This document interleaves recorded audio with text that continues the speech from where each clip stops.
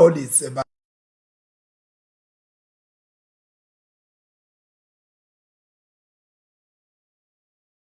uthi ukubamba lapha kuphunyuka ubambe lapha kuphunyuke kugcine sekuhambile isikhathi kodwa nje ke bazalwane ngiyacela liqolo kakhulu kulaba ebalandzele ukuthi sicala ngabo around 5:30 namhla sicale 30 minutes after. So siyaxolisa abazalwane, ngicela ukuthi ngivele ngingene emthandazweni. Sithandaza egameni laNkulunkulu uyisene nifathana namoya ingcwele, amen. Baba lolungile, siyakubonga, siyakubabada, siyakungcwelisa Nkosi ethu empilweni tethu ngoba usendele konke lokuhle. Ligama lakho Nkosi likhulu liyababadeka Nkosi emhlabeni wonke. Namanje ke Nkosi sibonga kushona kwanalilanga, sibonga Nkosi imisebenzi yonke lentekile Nkosi iqhutshwa nguwe Moya Ongcwele, uyenta ngeluthando lwakho lolukhulu nalolumangalisako. Ethi kwako konke sikunika ludumo, wena wedwa lohleli Nkosi esihlalweni, wena wedwa uNkulunkulu lophoshina tindo ngekutsanza nangekuhlela kwakho kuze kuthi Nkosi kudunyiswe kubajadwe libito lakho Kristu lelisethi kwa onke mabito. Babe wethu usezulwini nasemhlabeni, ungulizwe uNkulunkulu wethu lonamandla onke lekudala tonke tinto tendiwe nguwe, watendela wena, watendela Nkosi ludumo lwakho. Sibusiseke uNkulunkulu wethu lonamandla onke nakulesikhathi lesikiso manje, usambele phambili uNkulunkulu wethu ngekwentando yakho nangekwelihlelo lwakho. Ungusomandla, ungumnini mandla onke, unguJehova inkosi yemikhosi yonke. Wena lo wema umhlaba ungakabi khona umile kuze bengunamuhla. Sibusiseke uNkulunkulu wethu lonamandla onke ngaleli hour leli lemkhuleko. Babe wethu lonamandla onke sende babe kube unengi lethi kufundzako kulabahambe phambi kwethu laba sendlulele Nkosi, nalabo Nkosi labangakenti kahle kodwa Nkosi Jesu kube khona lethi kufundzako kwethu uma ngabe singenti kahle Nkosi siyawuphetha kanjani. uNkulunkulu sibeka lokhu ngokukholwa egameni leNkosi yethu Jesu Kristu, amen. Sithi hlole sivume emaphutsa ethu. uNkulunkulu somandla, Baba wethu losezulwini, siyathi thoba siyavuma ukuthi sonile kuwe kuliqala lethu. Sonile ngekuqabanga nangekukhuluma nangekwenta nangekungakwenti lebekufanele sikwente ngenxa yendvodzana yakho Kristu inkosi yethu. Sithethelele konke lesekwencile, usende sikhonde ekhamba lokusha kude ligama lakho lidunyiswe. uNkulunkulu somandla sawukele, usithelele tono tethu, usigcine ephile lokunini nanini ngaJesu Kristu inkosi yethu, amen. Ngiyacela ke bazalwane ukuthi sivele singene siphuthuma njalo bese ngivele sengishito ukuthi sikhathi sona esesende njalo sicala ngencwadi emahubo lamiselwe lenkonzo lena ngemahubo 77, emahubo 77, which is appointed for this evening prayer. Yes.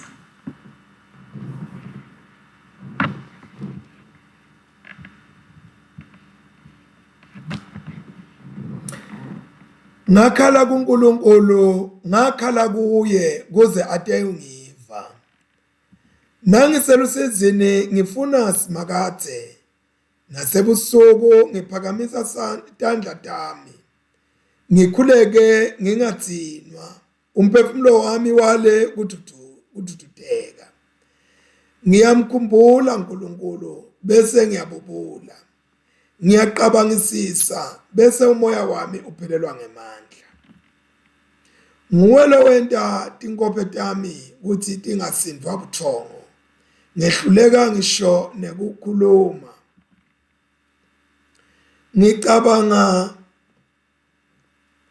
Ngicabanga ngemalanga asemandulo. Ngikhumbule iminyaka yakadzenzeni. Ngikhumbula kushaya ihabhu yami, ngizindle ngayo enhlitweni yami ebusuku. Moya wami ucabangisisa ubude uthi, kanti simakade utangilahla siphelane yini? angeke yini aphindze abe nemusa neshawu. Umusa wakhe longaguquki sowuphele siphelane yini? Kungabe lezethembiso sakhe siphelile yini etitukulwaneni nasetitukulwaneni? uNkulunkulu sewukhohliwe yini kuba nemusa? Kungabe kuthukuthela kwakhe kumente wagodla bubele bakhe yini? Ngabe sengithi naku lokungihluphako, sandla sangasekudla salo sethi kwako konke sesingijikele. Yebo sibakathe ngitase ngikhumbule imisebenzi yaNkulunkulu. Yebo ngikhumbule netimangaliso takho tasendulo. Ngitawucabangisisa ngawo wonke umsebenzi wakho, ngijinge ngiqabange ngemisebenzi yakho yemandla. Yebo uNkulunkulu, indlela yakho ingcwele. Ngumuphi uNkulunkulu longisomandla njengaNkulunkulu wethu? UnguNkulunkulu lowentatimanga, lobonakalisa emandla akhe emkhathini wetive. Wasihlenga ngengalo yakho sive sakho, lesasibatukulu baJakobe naJosefa. Emanti athi kube abone wena Nkulunkulu athuthumela, netinjolobela telwandle tachachadela. Emafu athela imvula, tipakapaka taduma taklhabula, kwahwepa imicibisholo yemibane, nzawana tongana. Siphepho sasinemsindvo wekuthuma, waphambana imibane, wakhanya umhlaba wagitsitela watamatama. Indlela yakho yadzabula lwandle, umvila wakho uselwandle lolujulile, nokho tinyathelo takho tatingabonakali. Sive sakho wazihola njengemtimfu ngesandla saMose na Aroni. Akudunyiswe uyise neNdodana naMoya oNgcwele, njengoba bekunjalo ekuqaleni, kusenjalo nanyalo, kuyakuba njalo kude kube nini nanini. Amen. Sifundo sekuqala siphuma eTestamenteni lelidala, sibhaliwe encwadini yaGenesis chapter 49. Sifunda kusukela verse 1 kuya ku-28, chapter 49 verse 1 to 28. Jakobe wabita onke amadodana akhe, wakhuluma nawo wathi, buyani la kimi nonke ngitenitshela lokutawunehlela ngemso. Hlanganani ndzawonye, nive nine madodana aJakobe, nilalele ku-Israyeli uyihlo. Rubeni wena ulitubulo lami nemandla ami, ngabona ngawe ukuthi nami ngiyindvodza. Uyingcwele ngesithunti, nengcwele ngemandla.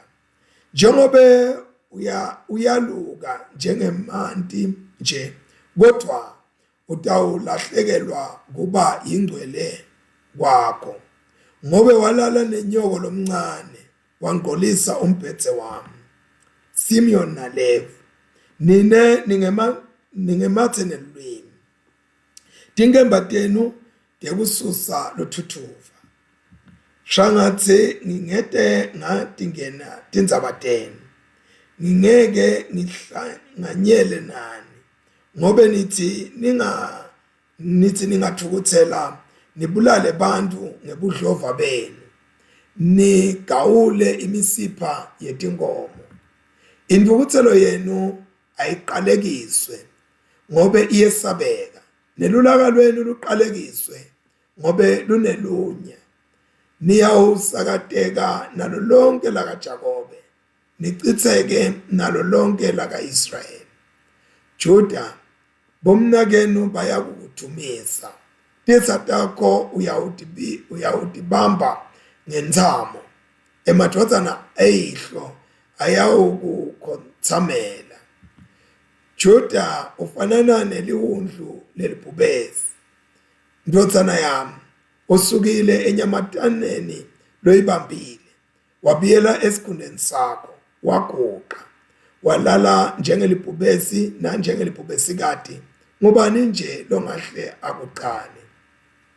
Bukhosi bungeke busuke esandleni saJuda, titukulwane takhe tiyawubusa njalo njalo, tive tiyawukwethula kuye timlalele. Uyawuba nenala, bantu bayawubopha timbongolo tabo emivinini, nemathole etimbongolo kati tabo emivinini lemihle.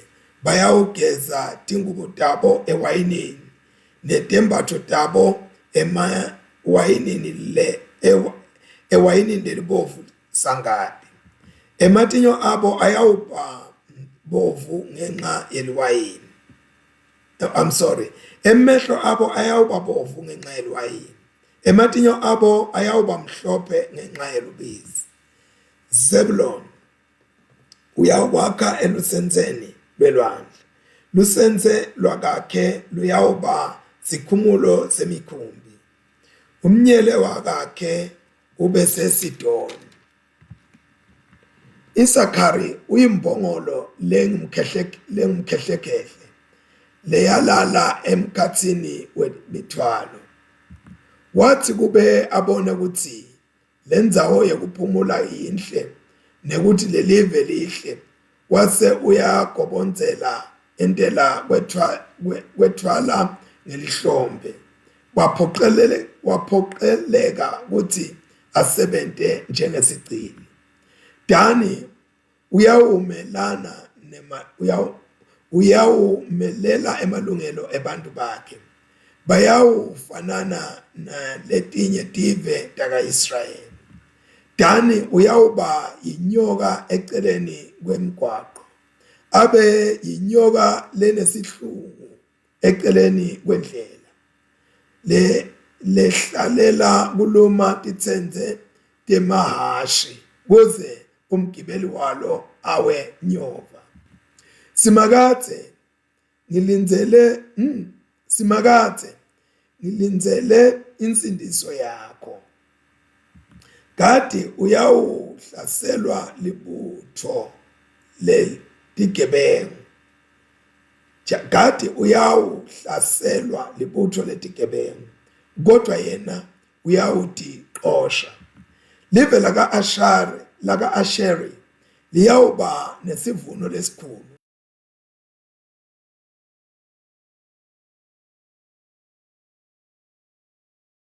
Emakhosi, Naftali unjengenyamatane lekhululekile, ukhuluma emavi lamnanzi. Josefa uligala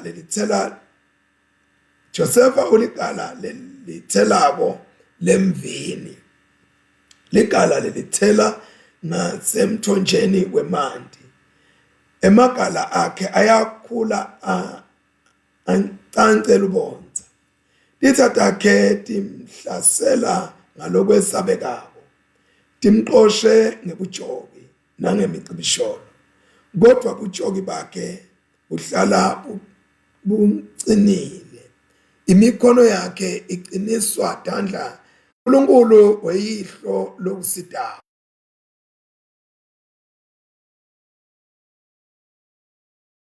Ezulwini nangetibusiso temfuyo netebantwana.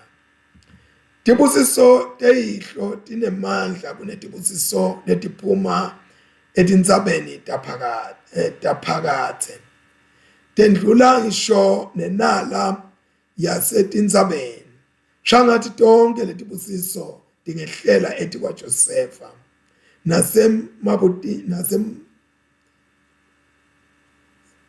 nasebuntini lakhe lowehlukaniswa kubomnakabo. Benjamini uyimpisi le befutelabo. Ekuseni uqhaga la kuphangile. Entsambama akhwebe akwabe entsambama akwabe lokho la kuphangile tonke leti tive taka-Israyeli letilishumi tonke leti tive taka-Israyeli letilishumi nambili nguwo lawa-ke emadvodza emavi lakhulunywa nguyise asabavalelisa bonke ngamunye ngulowo amnika sibusiso lesifanele yena. Siphela lapha sifundo sekucala, sitawufunda sifundo sesibili lesiphuma eTestamenteni lelisha naso-ke sibhaliwe encwadini yaJohane umvangeli sahluko 6. Sitawuqala kufunda kuverse 1 kuya kuverse 15. Johane sahluko 6, sifunda kusukela kuverse 1 kuya kuverse 15.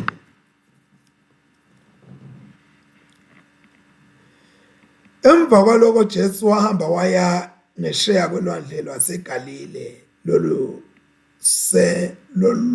lwase Tiberiyase.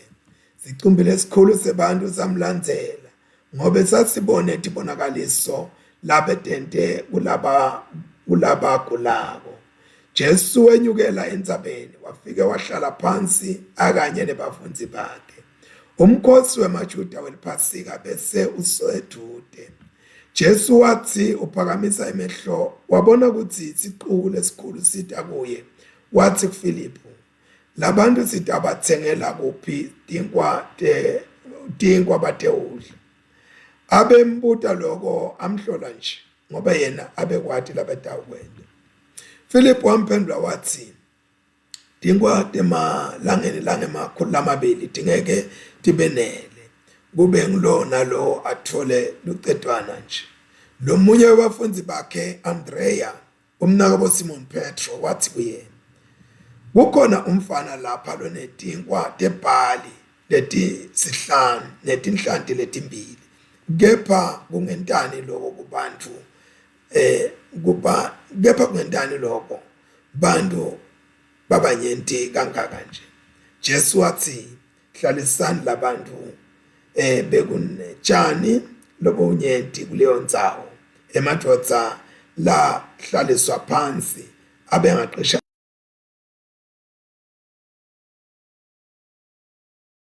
wathi tsatsa letinkwa wabonga wase utiphakulela laba bebahleti phansi, wabuye wenta njalo futhi nangaletinhlanti. Kwaya ngekuthi basafuna yini kudla. Wathi nase besuthi wathi kubafundzi bakhe, butsani timvuthuluka letisele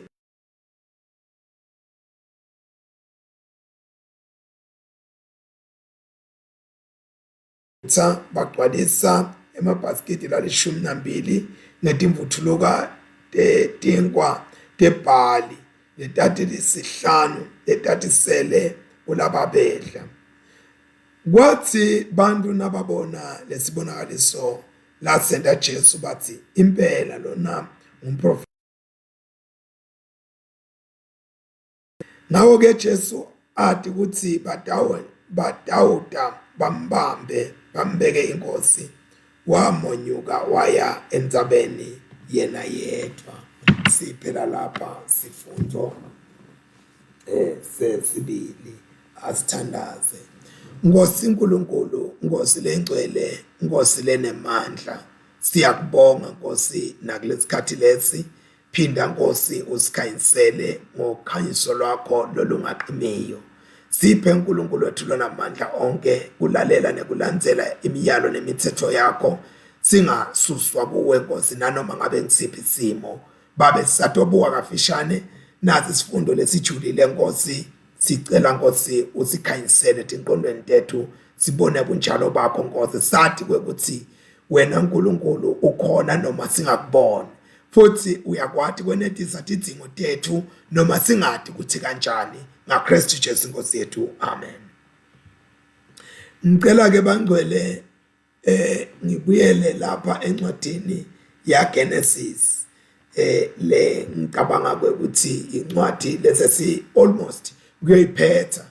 nangikhumbula khona ama chapters lasele I think that should be chapter 40 bani 43 lengathi ngimthinde na chapter 38 yena ke beyavela ngekho and then chapter 40 or 48 lengakamthindi.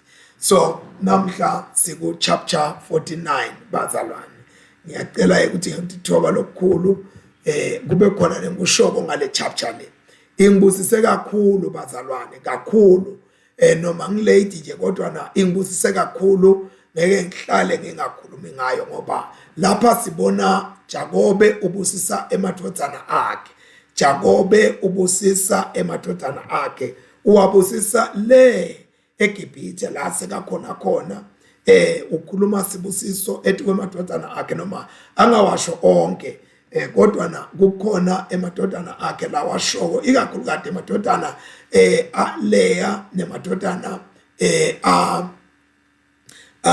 Rakel.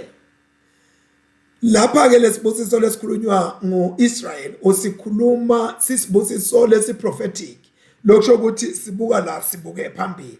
Uyathi ngiyithanda into lento abaprofeti athi umprofeti aqale agagule indvo loyatiko akuyise enveni longayati. Laba bathi awungitshelela inombolo yeselfoni yami ngoba ngiyayati, ye-ID yami ngiyayati, ligama lami ngiyalati. Cha, kukhona la siyakhona. Umprofeti usuka from the known to the unknown. So ke asikukholwe uNkulunkulu la kushoko. And ngekwenta njalo abaprofeti basuke afuna uNkulunkulu ngabo sikholwe imessage labasuke basiphathele yona. uJakobe ke lapha utshela lamadodana akhe lokuthi awubehlela esikhathini lesitaba, ubabita ngemabito abo, akakhulumi nje kodwa na sibusiso noma itask iqondene nemuntu lothite nqo ngemalanga egcina noma ngemalanga letabo. So Jakobe uyawabita ke lamadodana akhe ngoba uNkulunkulu naye nakathi okhuluma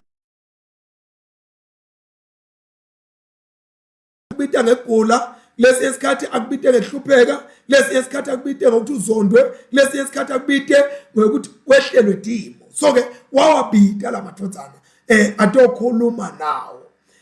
Lokhu ke lakwentako Jakobe ukwenta nesizathu noma ngendlela lehlukile.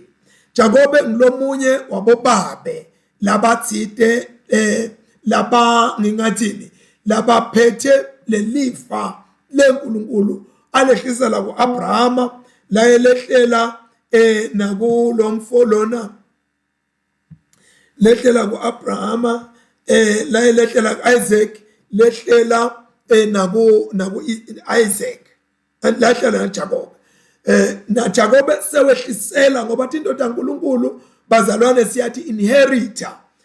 Uma ngabe uhlonipha wenda tindvo ukhona lokutholako nawe utokushiyela labanye. Uma ngabe ungahloniphi uba sihlophoyi kukhona lokutholako nawe utokushiyela labanye noma kuhle noma kubi. Lana ke siyambona uyaprofeta Jakobe, siyabona ukuthi Jakobe umtali unesipho sekuprofeta, umtali unesipho sekuprofeta. Kuloko kubuhlungu ukuthi noma ukhuluma lento iyakujabulisa noma akayikujabulisi kodwa lokunye kwako kusuka endleleni loye wathiphatha ngayo wenta ngamunye ngamunye.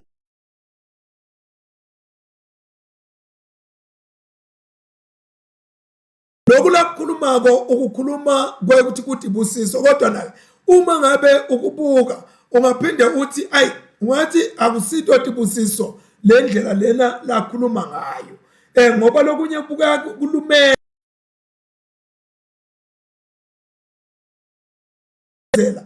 kuvakala ungathi akusiko lokukuhle kahle nqamo kodwa na lana wakukhuluma lokuphathelene nesive ngasinye nelisasa lokho uthi uNkulunkulu makhuluma nami ukhuluma nesive ngoba kimi kuyophuma abantwana labantwana kugcine sekwanze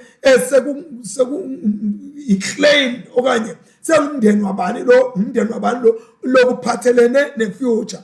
kungawo ngithi lokwendaba yenta wathi ukuthi kunemthelela emndenini wakho awutenteli wena wedwa kukhona abantu abathi kubafaka ngani bantu babami lo ngekwami nje njani lento leyo inemthelela kubantu bakho into lo yendaba bantu bakho batawuvuna ngalenye ilanga into lebhlungu le wena wawungakaqondi yona kodwa na lento igcine lento seyendeka lana ke sibona eJakobe ukhuluma ngingathini these are the first conscious prophecy le Jakobe awakhuluma eBhayibhelini umuntu weqala Jakobe lo wakhuluma kwaphumelela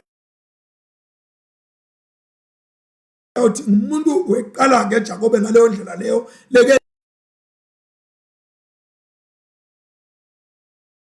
metela akathi khulumi nje kodwa ukhuluma Jakobe letinto uyathi memetela njengoba naNkulunkulu wakhuluma lapha kuGenesis chapter 3 verse 15 kwekuthi nakakhuluma ngemfati ukuthi intalo yakho mfati iyawunqoba sitha iyawufohlota inhloko yesitha so uNkulunkulu nguye lo wakhuluma chapter 3 verse 15 nyalo sasibona lapha chapter 49 kukhuluma Jakobe into lephumela ebaleni lamanye ama prophecies noma akhulunywe like in a veil kwangaqaqa kwekuthi ngo lana sibona into tiphuma tiqonda ngo in other words singathi these are the first unveiled declarations lekentiwako kukhulunywe kungathiwa ngeqayimiki lemithathu bese ngiyafika njengoba abaprofeti benta noma bakhulume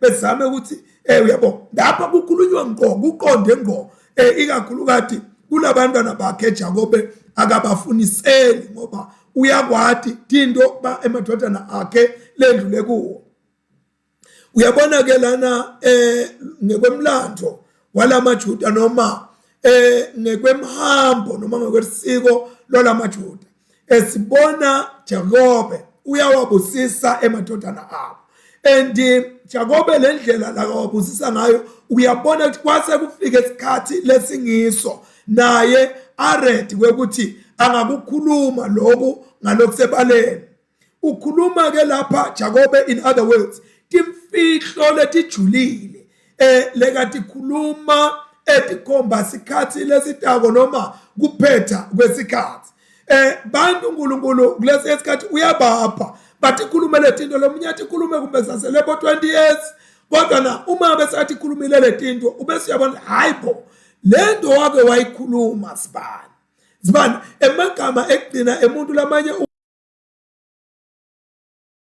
awakusele ini so ke Jakobe naye lapha wakhuluma emagama kulesikhathi lesi ke siyabona ukuthi kwaba sikhashanyana nje lesincane lesiphangisako leNkulunkulu wehla watawukhuluma through Jakobe uNkulunkulu uyayihlonipha iprotocol yasemhlabeni lokho ukuthi wena ongubani wehla wathi angifuni ukuthumela lo munye angifuni ukukhuluma ngifuna ukusebenzisa lo yise walabantwana ngikhulume naye letinto lentawuthi khuluma tiyimfihlo tiyimystery entathi khuluma bana naye utathi khuluma kubo angaphindi futhi kumbe atikhumbule noma atikhulume ukuthi letinto bethi kanjani kodwa dinto lefanele tehle tithi ngqo etiqede tigoqotwe kubuyiselwe emuva lokho ke ngilokwashiya umlando kulaba bakaJuda noma kulaba bakaJakobe bakaIsrael kwekuthi babe wathini babe so ke kumqoka ukuthi sikubambe lokho kutawugcina kusente emalegend esingemalunga emndeni kwekuthi kunetinto lesingeze sitibhale phansi kodwa lesithatha ikhumbula letakhulunywa kumbe batali bethu esikhathini lesengcini so ke Jakobe lapha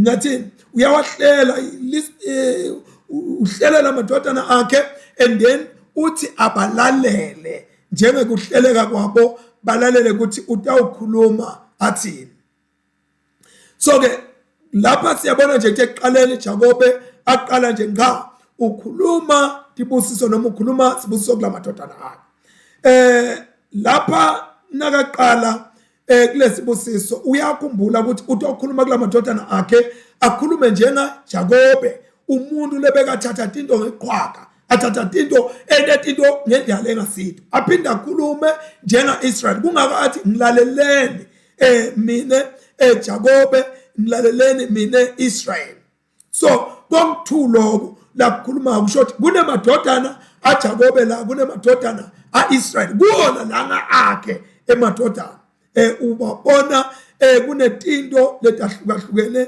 laphakathi kwabo andilana lokunye lesikubona sibona ukuthi Jakobe bese afika esigabeni lesibhadlile ematurity stage la khona ukuthi ehlukanisa yena ukuthi la kuye kuna Jakobe la kuye kuna Israel so ke lonto leyo into lemqokwa kwekuthi siyathi ngoba Jakobe umuntu lebekalwa noma lowalwa naNkulunkulu wabambana naNkulunkulu cishe busuku bonke kodwa Israel umuntu lo waphuma lapho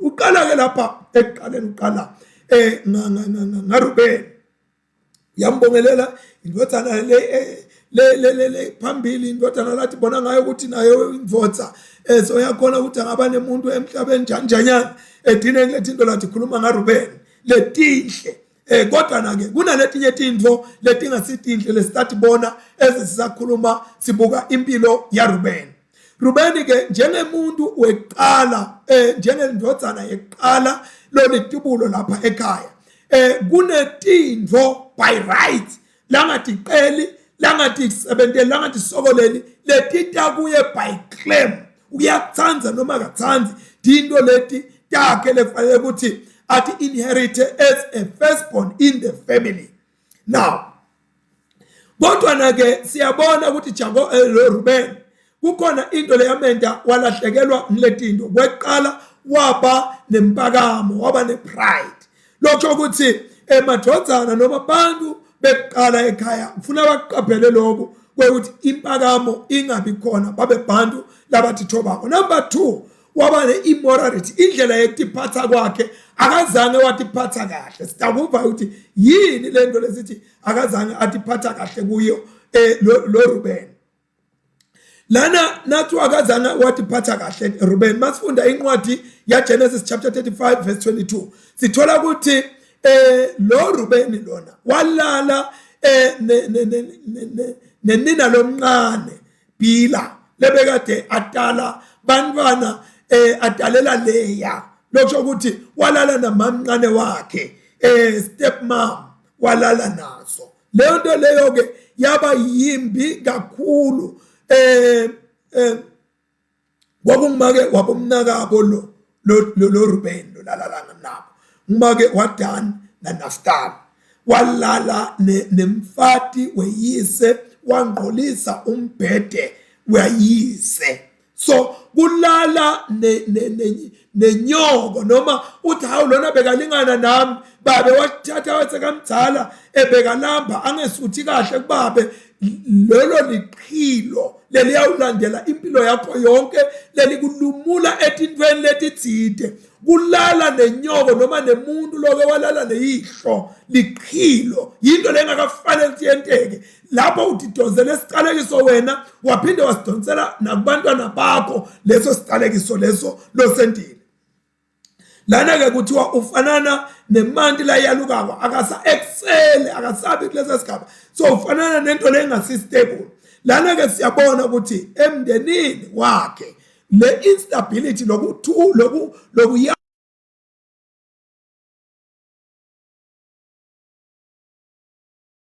le birthright yakhe le lifa lebutubulo bakhe kwase liyehlukaniswa ekhathi njengemuntu ke loba weqala ekhaya noma loba litubulo ekhaya unetinto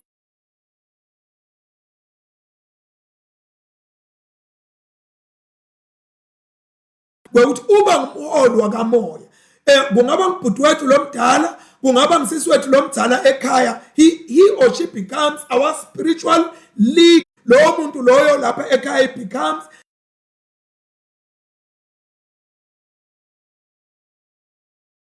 ethi nje sithi ikhuluma esiqethe angathi simbeke eceleni lo muntu loyo nguyena aniketwe ukuthi uphethe iphila lakhaya yokuthi uphethe ngumbishop ngalamanye amagama waleli khaya, uphinde futhi ungundunankulu waleli khaya noma uyinkosi yaleli khaya. So ke lokhu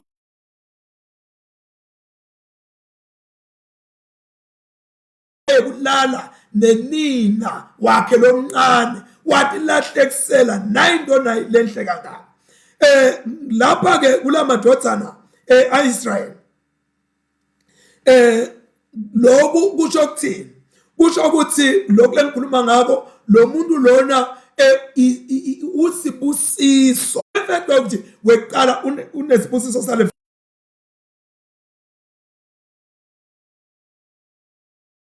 abapriest bama families, yena nguye umpriest wale family noma ebuholi kule family. So he has a right of blessings, he has a right of priesthood, he has a right of ruling authority. So lokho yinto lengathengwa noma ungaba nemali engakanani angeke uze ukuthenga. Nangabe nje uweqala ekhaya uphethe leto into lethu, so ke kufuna uthi londolote leto into uthi ungahambi ulala noma ngibani wenda noma ngabe ngibani ini. So ke lana ngesikhathi sekwenta kwaRuben lethi into lethu kwabangela i-decentralization of those engathini opportunity, birthright, opportunity, privileges. Kwakweshisa lokho kwase ke decentralized kwethi nabani ngenxa yekungathi phathi kahle kwakhe. Andike lana siyabona ukuthi uNkulunkulu wasebenzisa inhlakanipho lesetulu kakhulu ngokuthi ente le decentralization because of the instability. Umuntu lo ungasiya lo nekuthula kulukhulu ukuthi ahole umndeni. Lapha sibona ukuthi umuntu lo ngasi stable ulahlekelwa dinto letinkulu kakhulu. Uyalahlekelwa uma ngabe uthoba luhuwa nje lwemuntu kungathiwa kugcina sekuthethe lokungakafanele ngabe uthethe ulahlekelwe ile nto leyo lenkulu akunike yona. uNkulunkulu uyamfuna umholi lo stable, lone character, lone timbawu leti stable. Kungaba kuma organization sebandleni kusemhlabeni kuphi, uNkulunkulu ufuna umuntu lolengqondo le stable lot awukhona kuhola abantu bakhe. Lapha ethiwa ke you shall not excel njengoba bekufanele excel kuko konke lokho kuthiwa angeke wena usaba ngetulo noma usaphumelela kuleto into lethu ngoba kunetinto lotentile. Uyabona kunetinto lotentako wena uqabanga ukuthi wenta kahle uyentisisa, kunetinto leti takulahlekela ngenxa yekwenta kwakho. Lana ke siyabona ukuthi Ruben walahlekelwa njengetubulo kuthi ekhaya lakhe bekufanele kuphume umprofeti akabanga khona umprofeti, bekufanele kuphume amajaji akabanga khona amajaji, kwakufanele kuphume amakhosi akabanga khona amakhosi. kaRuben ngenxa yekulala nemfati weyise kunetinto abazalwane befuna ukuthi sithi-khawule kuto ngoba tiyasilimata tiyasebela tinto letithithele uNkulunkulu asibekele tona. So ke lana ekugcineni kwawo konke sibona Ruben uyareflecta lapha kuMatthew chapter 19 verse 30 la khona ukuthi bekuqala bayoba beqina, watenta yena waba weqina ngenxa yenkanuko, ngenxa yekwehluleka kuthi bamba watenta weqina. So siyabona ukuthi emathuba lamanengi ayasilahlekela noma siyawaluza ngani na ngenxa yekwehluleka ukuthi bamba. If we fail to control our passions, we are losing a lot and great opportunities empilweni yethu. So ke bazalwane ngithi nje ngendlule la kuRuben ngigcizelele ukuthi kumqokwa kuthi bamba, siqina silahlekelwe dindvo noma ngabe kushisa kangakanani lokho lobhekene nako dama kuthi bamba. Psalm 39 uthi ngathula ngangede ngasho lutho, yingqi nje nangisembi kwemuntu lobubi ngafaka umlomo esifonyo lapha emlonyeni wami ukuthi ngingede ngasho lutho nanoma ngabe ngani. So ke dibambe nangabe umdzala nangabe unikwe isikhundla ukuthi ungu-CEO, ungu-rector, ungu-church warden, ungumbishopi, ungupostoli, ungumprofeti, funza ukuthi bamba ngoba uma ukuthi uhamba ngema-passions akho utolahlekelwa yinto leyitawuaffecta ngisho nemndeni wakho. Lana-ke sesibona sivethelwa Simeon Levi uthi ngitawusakata utawusakateka nalo lonke batawusakateka nalo lonke laka-Israyeli. Why basakatwe labafana laba lababili? Noma why kukhulunywa lokho? Kukhulunywa nimbambamba laba bekubomnaka laba kuthiwa bebangemathe nelwimi bo Simeon Levi. Excuse me. Laba ke ngingathi ngani Simeon beka i-second born, Levi i-third born. Lapha ekutalweni uNkulunkulu uyanaka ukuthi wena ungusigaba number bani ekutalweni. Akusiphutha ukuthi wena number 1, number 2, number 3, mina nje number 4. So ke akusiphutha ukuthi number bani.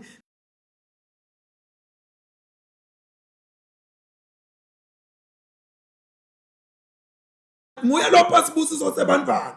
So uNkulunkulu lesibusiso usihlelile ukuthi leni asente ngalendlela. Bemukela lokho lebekubafanele ngebubi kumbe lebebakwentile nabo. Kukhona bubi bebakwentile and kwaba khona labakwemukelayo. So labantu laba lababili kuthiwa instrument of cruelty. Lokho bekunebantu bethuthuva, abantu bekuthi nase baqale kwenta into bayentisiza. Lapha ku Genesis chapter 34 verse 25 kuya 29 siyabona ukuthi lapha Simeon akanye naLevi ngathi babulala bantu bakaDani. Lo Simeon laba njalo bantu bakaDani babulala abantu baseShekhem. Labantu baseShekhem laba bantu laba rape sisi wabo lebekuthiwa nguDana. Barepa Dana baphinde bambulala. Laba wavuka lulaka bawuphindisela babulala baqothula imbokodo lesisekelo. Now lokusho ukuthi lulaka lwabo lwabalubi kakhulu. Kukhona nokho lokwaluqhukuluta lolulaka lwabo. Angisho ukuthi noma lulaka lwakho kukhona lokuluqhukulutako funza ukuthi bamba sitawufika masiyana. Siyabona ke lapha ukuthi Jakobe yena kude lokungakanani la kwenta nalokubhaliwe emveni kwalento lena. Ngaphandle ukuthi wathi complainela yena mawufunda lo chapter 34 verse 30 kwaba is self complaint le ayicentered kuye. Then Jacob said to Simeon,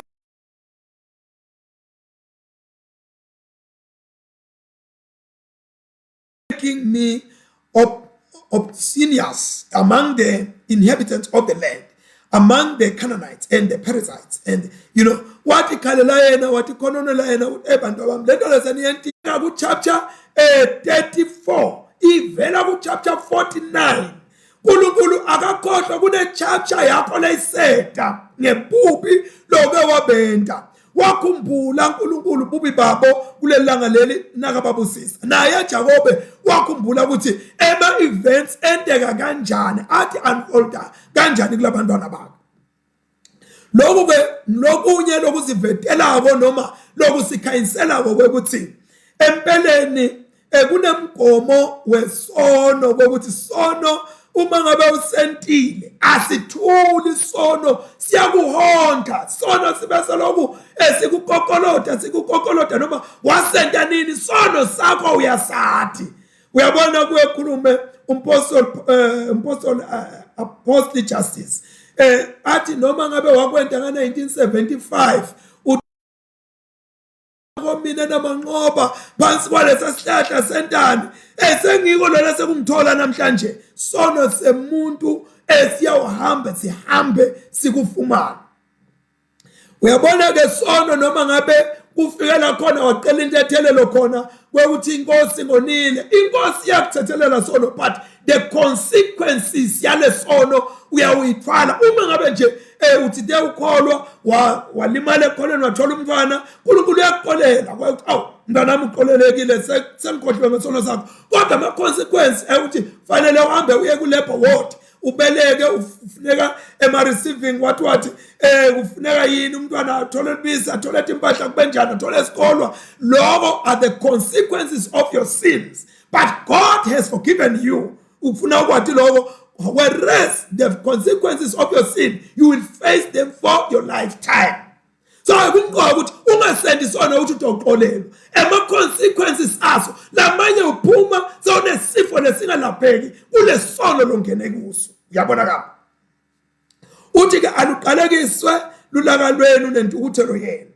lena yinkinga mbamba lephathekako yalo mfolo lokuthiwa nguSimeon nguSimeon kanye naLevi bebane lulaka lolubi bebane ntukuthelo lembi laba bafola bebabulala wasayini banqamla imisipha yethi inkomo kubonakala ukuthi labantu laba bakwatile and lokukwata kwabo kwakusuka la kubo it was a self will a thing Musa kwenda tinto because kukwata wena lento ithinta wena asawuthatha tinto mawumntwana kaNkulunkulu ukubhekise lapha naku ke ngitawukusho lokhu emasiyana ngokuthi eBhayibhelini encwadini ya Ephesians chapter 4 verse 26 siyafunda lapha ukuthi kukhona kukwata umuntu akwate the Bible speaks of godly anger godly anger ithi thukuthela kodwa lingashoni lilanga thukuthela kodwa ungoni uthukuthela vele bazalwane sitawuthukuthela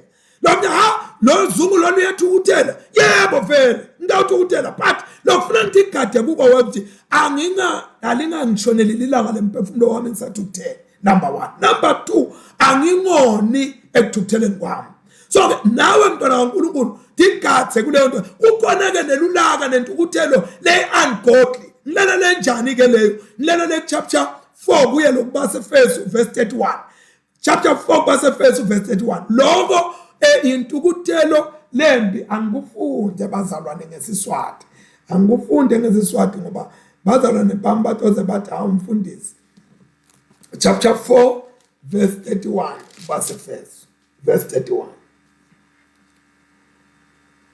konke lokubabako nelulaka nekuthukuthela nemsindo nekuhlambalata akususwe kini kanye nako konke lokubi so lana lokubabako lokuhlambalatako lokunjani akususwe kini lokho ke lokuthukuthela lokubi uthi uNkulunkulu akususwe kini uyabona ke esikhathini lesinyenti lesikubonako kukhona umehluko phakathi kwekuthukuthela kwebuNkulunkulu nekuthukuthela loku self centered ngilolo kuletha lokubabako ngilolo kuletha lulaka intukuthelo ngilolo kuletha tinto letinjani letibaliwe la letibalwe la so ke bazalwane asithukuthele ngekuNkulunkulu ukuthi silungisa tinto hayi ngokuthi sibulala noma silimata tinto uthi ke uNkulunkulu ngiyawukwehlukanisa kaJakobe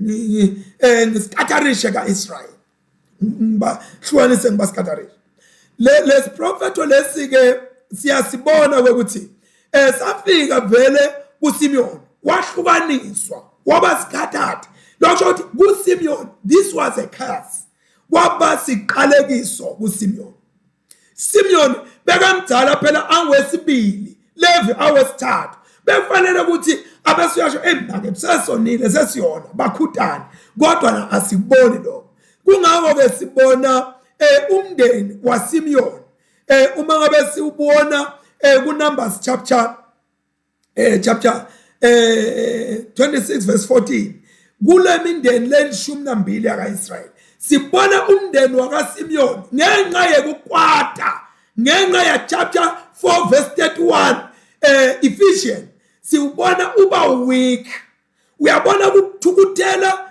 nekuzonda konke lele kubalela lapha ku chapter 4 verse 31 ku Ephesians kwenta umndeni wakho ube weak ube buthakathaka and ke lokho kwagcina sekwenta ukuthi nalendzawo yakhe igcine seyithathwa iniketelwa kuJuda. Uma besifunda Joshua chapter 19 verse 1, kunetinto takho letitsatsako ngesikhathi uthukuthela, ngesikhathi ubilelana, ngalesikhathi unjanjanyana, kunetinto uNkulunkulu latitsatsako kuwo.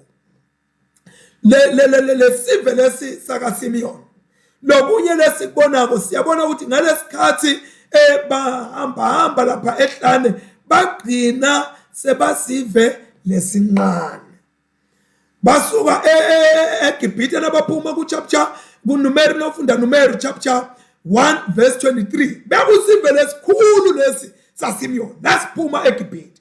Kodwa na lapha sebawandarisha eGibhithe njalo ewilderness bagcina sebaba bancane. Uma ngabe siyafunda kuchapter 35 waGenesis ukuthi lesive lesi kuleli hlane lesibili bagcina behle nga-63%. Uyabona, 63%. So ngabala ukuthi out of 100% kwabe sekusala baba bantu labangakanani ngenxa yelulaka nentukuthelo. Kunekwehla lokwentekabo, uyawulimata umndeni wakho, uyasilimata lesive uNkulunkulu lasibeke kuwe ngenxa yentukuthelo. Siyafunda ukuthi kulabanye lababhubhela ehlane linengi labo bekulendlu yaSimeon. Masifunda kuNumbers in Numeri chapter 26 verse 14, ngiyabona lapha abalunywa khona dinyoka, asenge ngithi kancane.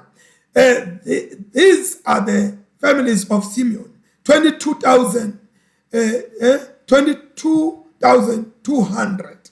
So siyabona ke lana songafunza ukuthi lesive lesadleka lapha ehlane salimala kangaka sabani saSimeon. Ngani? Ngenxa yelulaka. Lana kuthi angifunze lendzaba Nkosi yami noma isikhathi singangivumeli. Kukhona into le interestabo ngithi chapter 1, chapter 26, yes.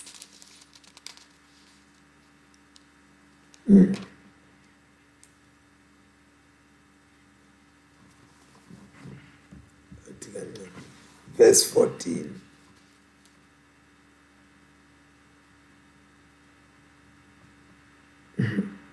Yes, ngicabanga ukuthi ungatifundela yonke lendzabo le, kodwa lababhalwa babedinkulungwane letingemakhulu 22,200. Yes.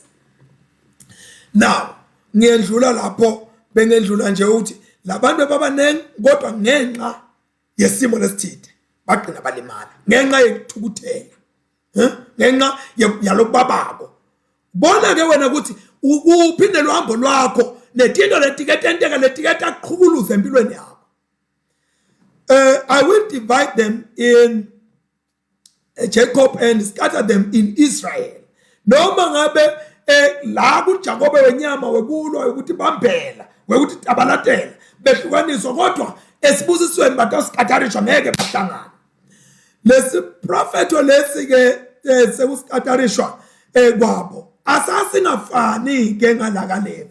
KuLevi baba scattered, but the scattering it was for the blessing. Baskatarishwa lapha kubonakala kunesibuso lapha kunesibuso lapha kunesibuso ngenxa ya Levi. Yini ke lo sithi lo mndeni lona wa Levi waba ngumndeni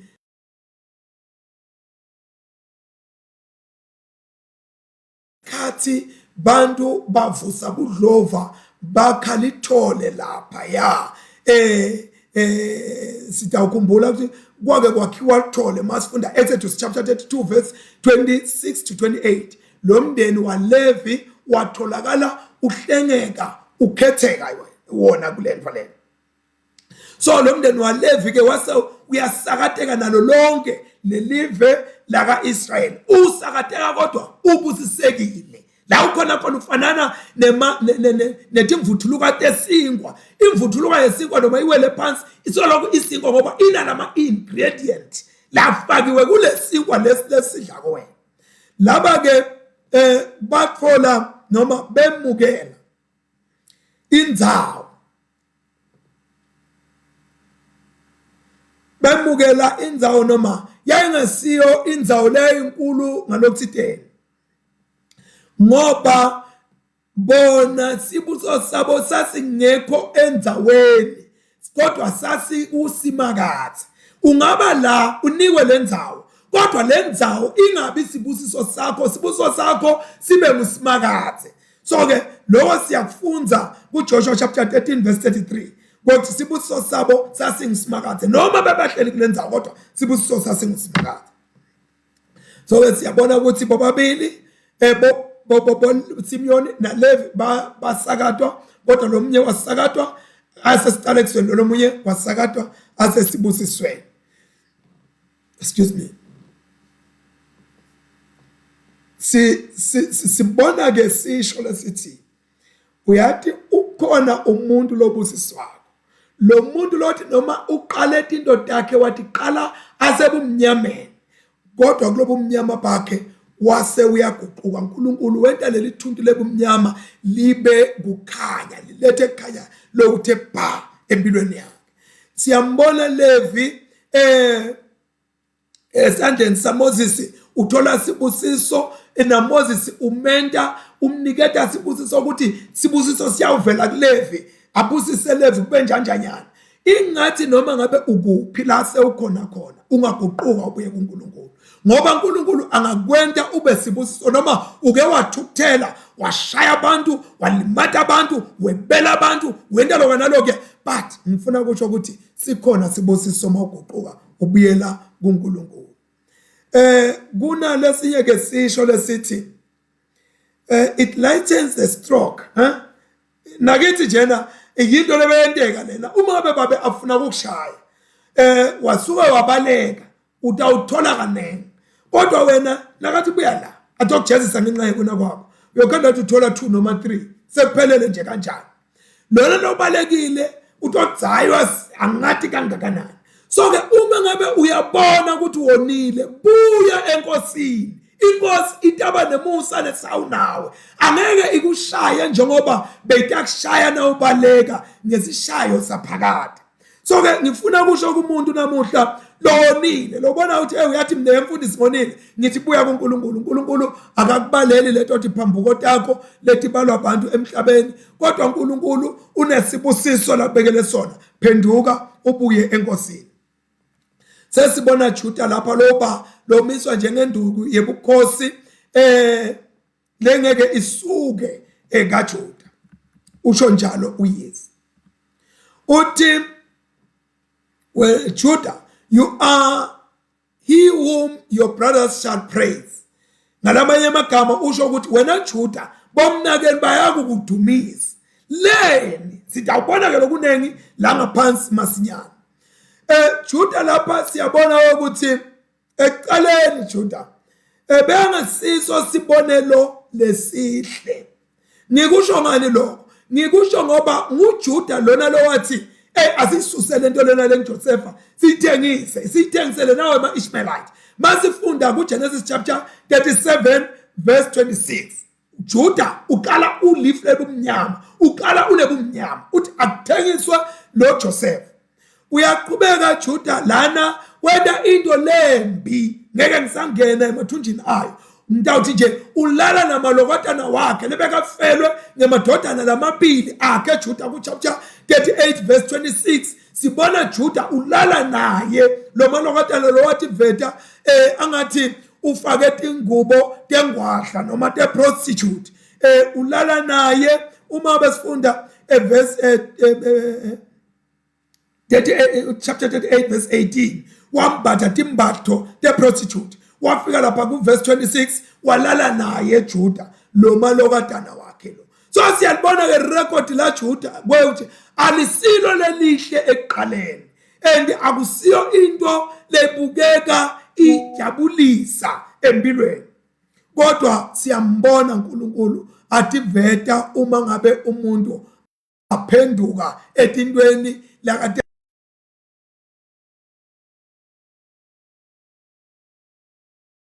ukuthi Judah ekuphendukweni kwakhe lapha ku Genesis chapter 44 verse 18 kuya 34 ngeke ngisafunda chapter 44 verse 18 kuya 34 uthi ngingamane ngibe yisubstitute ukhuluma na Joseph ngabane ngibe sibambiso salo Benjamin akajika abuyele ekhaya so uphendukile Juda akasathengisi kula utathengise ngaBenjamin njengoba athengise ngemnakabo Joseph ayitolo namuhla azothi kungamane kungene mina enzaweni yakhe yebuhlungu uyabona ke sibona lapha umusa waNkulunkulu leka ngawudeserve iJuda wehlela kuye ngoba sekaphendukile noma ngabe wente tono lethi ngakanani mawuphenduka ubuya enkosini inkosi yakuthethelela tono takho itesule encwadini yekufa kwaphakade ikufake encwadini yekuphila kwaphakade lana ke sibona uyise wakhe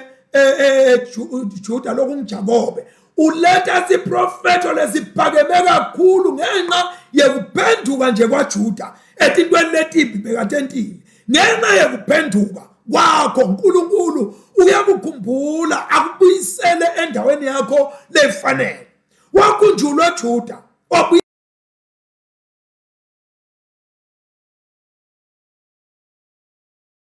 usendo lwakhe endaweni yakhe lefanele dinengi tindo lapha lolu sendo lwaJuda loluphethe inzalo yaKristu yabona lapha lapha kunetindo mangabe uphenduka ngempela ushiya indawo yakho lempi uNkulunkulu lathi misele ukuthi letha ngawe emhlabeni lapha siyabona ukuthi Juda waba ngilomunye walabo babe betengolo labema in the test of time and bemisa insika yokuthi uNkulunkulu lokho akwente ngabo masikhuluma ngaJesu sikhuluma ngaJuda kwekuthi lenkosi lenguJesu Kristu ilusendo lendlu yakaJuda siyabona ke lokunengi lokukhulunywako ngaJuda konke lokukhulunywako lapha kusivetela nje ukuthi Kristu ungubani ungumuntu wekuxolela ungumuntu weyokuthi noma ngabe botentile tono lethi ngakanani kodwa mawuphendukela kuye uthola impilo lenhle uthi lo mbhali you are he whom your brothers shall praise as a lion the scepter shall not depart from your heart from Judah nor a lawgiver from between his feet to give to him shall be the obedience of the people ngiyawathanda lamagama la ngemagama labala bomnakabo abale induku yebukhosi abale umthetho abale nekuhlonishwa dive cishe tonke temhlaba lapha ke siyabona ukuthi Juda utoba ngilomunye lotoba ngumbusi lapha kulabo mnakabo lokubusa which was portion to Reuben nyalo sekude lapha kuJuda ngenxa yekuphenduka uma ngaba umuntu aphenduka uNkulunkulu kunetinto lambekele into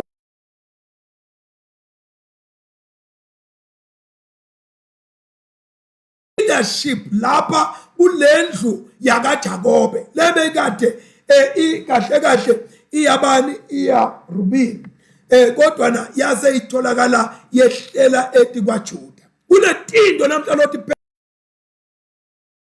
lebefanele ngabe bathi phethe bente into lebengakafanele ngabe bayenda uNkulunkulu wayemuka bona kodwa lokho akusho ukuthi you must disrespect those people so lana ke siyabona so niketwe ubuholi phakathi kwabomnakabo and egcinani kwawo bonke sibona nebukhosi baNkulunkulu lebumiselwe lesive sakaIsrayeli buyehla behla ngalendlu yaJuda leyona eventually itawugcina indlu yaJuda iphethe into letinkulu uyabona masifunda incwadi yesambulo sahluko 5 verse 5 sifunda ukuthi Jesu he is the lion of the tribe of Judah bambita kanjalo Jesu the lion of the tribe of Judah ingonyama yesive sakaJuda le ku Revelation sibona ivela ingonyama ku Revelation iqala le ncwadini yeqala ku Genesis kunetinto uNkulunkulu lathi khuluma eqaleni kwempilo yakho kanti iyawusho lokuthithe ngekuphetha kwempilo yakho lapha ke sibona leti ngathini the first two right firstborn siyawabona manje la seka shifta ashrinka eta ngalapha kuJuda ukuthi Juda soba umholi wemndeni uba umholi walesive saka Israel. Kwesibili sesiyabona lapha ukuthi le double portion noma le double share yale inheritance seyibuya nayo yehlela lapha kuJuda. Lethi bekudinto daRubeni kodwa sethi buye kubani kuJuda. Nani ngenxa yekuphenduka. Until Shiloh comes ngiyajabula lapha uma be kukhulunywa ngeShiloh kweqala this is a prophecy.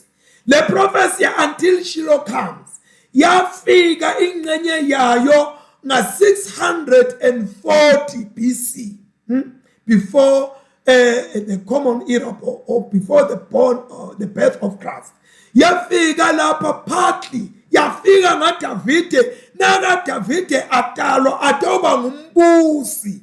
Uyabona noma Saul awala kwangaka alwa na Davide kodwa sesiyabona lapha lo Saul abeka wendlu yaka Benjamin lo Davide ayewendlu yaka Juda.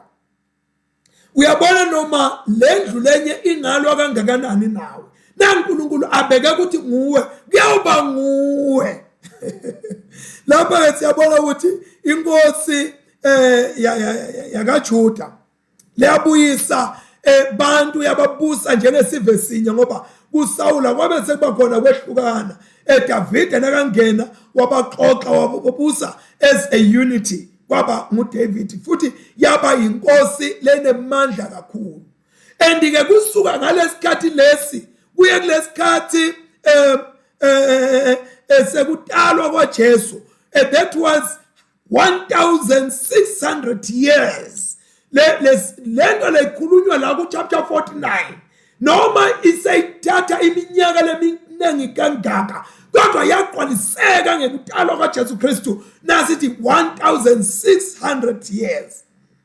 So yabese iyefika ke iShilo. Leli gama lelithi Shilo lisho ukuthi he whose right it is, lo lemalungelo angewakhe, whom it belongs, lo lokungekwakhe lokubelonga kuye. Leli gama lelithi Shilo mangabe ulibita labanye Shiloh no Shilo lisho ukuthi he whose right it is, lo lemalungelo angewakhe. Nasithi Shilo sisuke sisho njalo mawuthi uya eShilo uya la emalungelo angewakho khona abelonga kuwe. So ke lana siyabona ukuthi la malungelo beka waKristu lo Shilo lapha lekhulunywa ngayo kukhulunywa ngaKristu ngaMesaya. So kusukela kuDavide kuze kuyofika kuHerodi ya la khona sibona khona kutotalwa iPrince umbusi le bekukhulunywa ngayo. Siyabona ukuthi kuke kwaba khona lapha yana kuDaniela kukuthathwa baye kule tinyetive kodwa noma kunjalo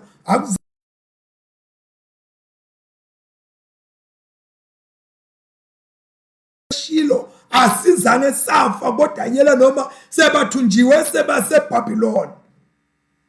Siyabona ukuthi ngesikhathi bathunjwa sitha bese lokusilwa sitha angeke siyeke kulwa sitha siyawuhlala silwa sikabanga ukuthi siyawubhidlita siyawumelana siyobulala liphupho laNkulunkulu angeke lize life nawe noma basephela how many years Juda uyavela bathakathi ngeke balibulala liqebo laNkulunkulu kungafa wena kodwa uNkulunkulu uyaliqhuba liqebo lakhe nangesithukulwane sakho nangani liyaqhubeka liyofika la kufanele ukuthi liyofika khona. Kulesikhathi lesi siyabona ukuthi bese bancipha nalokubusa kwabo sekuya ngathi sekudwindlishila sabonakali kahle uma besifundela phana ku 87 siyabona ukuthi emva kwesikhathi lapho Herodi kanye nemaRoma kabuhlungu khona engwa khona esihlahleni noma kwenjani lapho bathi bayaqeda ngaso bathi bayaqeda ngaIsrael kuthiwa siyaqeda ngayo. Uyabona uNkulunkulu akayi ngelinye into akuyi ngokuthi banenkangakanani bantu kodwa uNkulunkulu uyatishiyela insali yakhe yena yedwa. So Musa kubuka wena uthi lilele wena ukuthi awungafa mina kuyabe sekuphelile akupheli ngalaba kholwa nguNkulunkulu. Noma sekuthiwa kuyathathwa sekwentiwani ngisho yena lo Jesu uqobo lwakhe sithi asicabanga ukuthi siyajabula siyaqeda ngaye nakabethela esiphambanweni akuqedwa ngebaNkulunkulu kude umuntu lo yake aqede ngawe uma ngabe ungumntwana kaNkulunkulu. Kulesikhathi lesi ke siyabona ukuthi borabi lebe bakhona babona idisaster ukuthi akugqwaliseki lo besikubhekile bakhala beva buhlungu bayibona lento iphelela eteni basibona siprofeti ongathi asenteki. Ngifuna kusho ukuthi whatever prophecy has been uttered over your life lolo kusho abaprofeti kuyeta noma kungathatha iminyaka lemingaka kuyeta kholwa lithi liblankulunkulu believe in God you will be established, believe also in his prophets you will prosper. Kholwani uNkulunkulu nitawusimama nikholwe abaprofeti bakhe nitawuphumelela. Kholwa kulokhu uNkulunkulu akushito asebenzisa baprofeti bakhe ethi kwempilo yakho. Siyayibona induku yaJuda, the scepter of Judah imile kuze kube kunamuhla ukuthi Kristu lo Messiah wetalwa endlini yakaJuda. Namuhla Kristu lothi akekho lotha kuBaba ngaphandle kwami noma wabe wasiphi sive. Kristu waphakanyiswa kuletilelesi letimbili sakhe siphambano sadlodlobala lokusho ukuthi indlela inguKristu yedwa kudlodlobale yena yedwa Kristu. Uyabona ngisho uyabona kuqaqatha into lethine manje Pilato nakabhala lapho wathi lo nguKristu inkosi yemaJuda. Juda wavela ngisho ekufeni wathiwa lo uyinkosi kuthiwa ubethele ufile kodwa wathiwa lo uyinkosi yemaJuda. So lana siyabona borabi baphatheka kabi babona bahamba laphana etitaladini taseJerusalem bayakhala maye kithi yaze yalimala lenduku yabukhosi yakaJuda ishilo selokhu kayifiki selokhu uyabona kunebantu labathililelako mina kwathiwa ngitoba kuthi mina kwathiwa ngitophumelela into tami mina kunjani naku ngiyafa sangifika amaphethelweni ngifuna ukumemetela namuhla ukuthi insindiso yakho iyeda. Don't give up. Lokhu uNkulunkulu labekele kona nakanje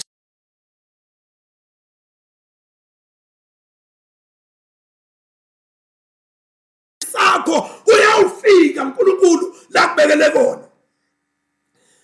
Uyabona live la uNkulunkulu angeke lize libuyele emuva yaba. The word of God will never be broken and he has uNkulunkulu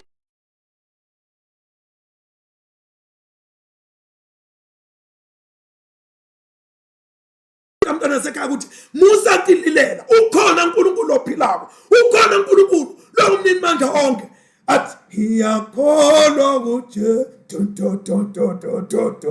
umnini mandla onke amaRoma la ngahlabelela kahle ngiyawathanda. Uyabona the word of God over your life will never be broken.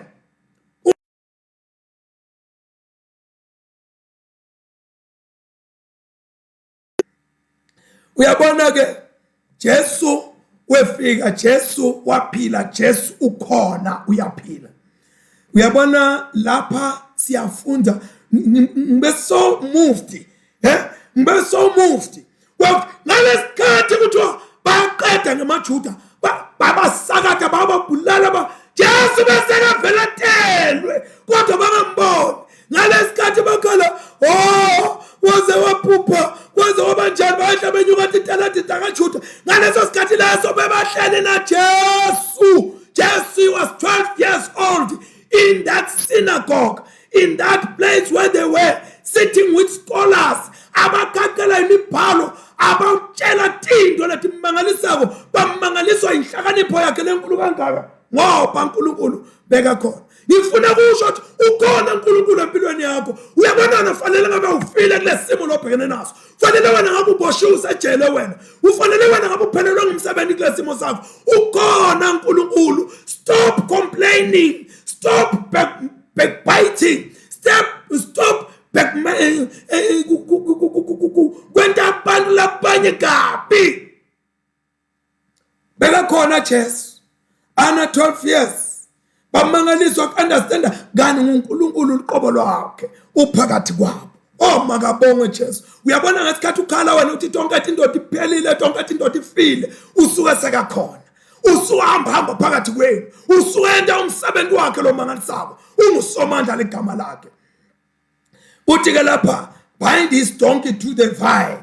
Lana kusho sibusiso noma kuchazwa sibusiso lesiphethwe nguJuda lesikhuluma ngetibusiso leti practical leti phathekako naleti qiqimako kuthi lembongo leti obotshelwa la kulomvini awunawo banalva ukuthi ayitawudla umvini wami uqede kune abundance kulabakholwako kune abundance kulabakholwako le live noma lo mhlaba wakaJuda utawugeleta utogqwala liwayini injabulo ukhulele emaveni lamanye emhlaba. Lana sibona ekukhulunywa ngeZebulon thiwa Zebulon haven for ships la kutawubasikhumulo semikhumbi khona itophumula khona indawo lephephile yemkhumbi usho njalo ngalamanye amagama. Zebulon uyabona uyaskipha ke manje uyabashiya labanye angathi lena bashiye manje angathi lena bashiye ngoba selokuhamba ngebirth order ukuthi bani utalwa kanjani bani utalwa kanjani uyasuka lapho uyaqhuma uyabashiya akasabasho so yakuphi manje uya kulowe 10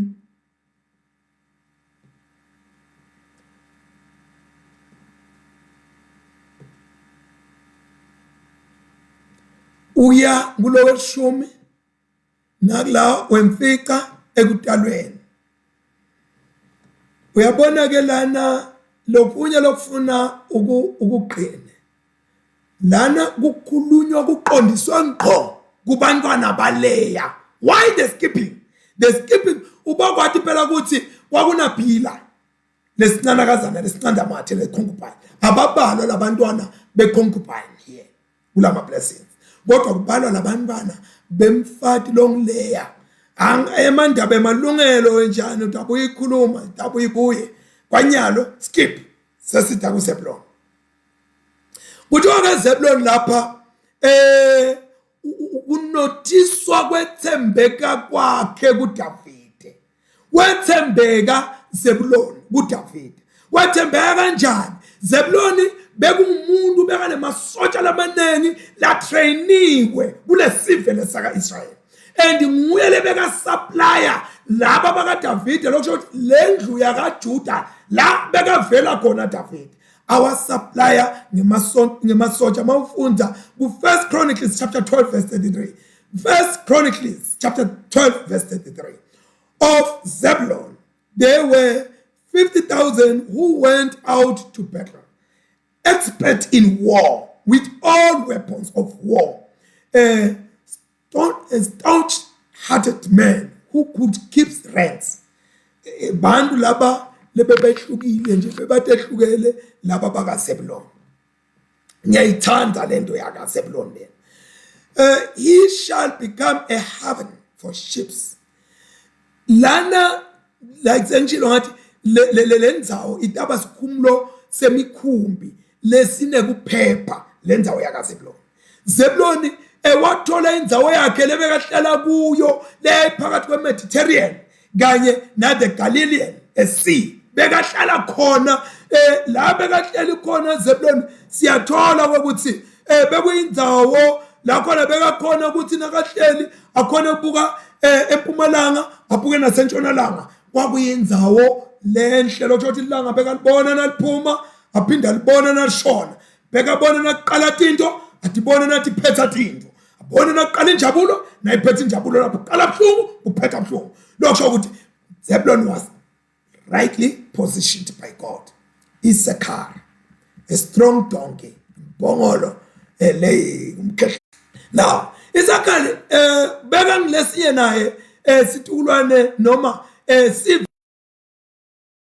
phaka Israel kuthiwa beka wesithathu ngebukhulu kule tive kaIsrael nawufunda encwadini yaNumeri chapter 26 Numbers chapter 26 kwakwentiwa libalo kwatholakala ukuthi uwesithathu kule tindlu ngebukhulu and ke lokubuhlungu ukuthi he became a band of slaves leni abe band of slaves asivele sikhulu lesichichimako leni afike lapho excuse me uyabona ngesikhathi nibanengi nibakhulu sitha niba itarget kuso ngesikhathi ningumndeni lomkhulu niba itarget yesitha ngesikhathi nilivele elikhulu niba itarget yesitha ngesikhathi unempumelelo lenkulu uba itarget yesitha so ke laba baba itarget yesitha sitha sathi laba asibende iqila lethu basebentele thine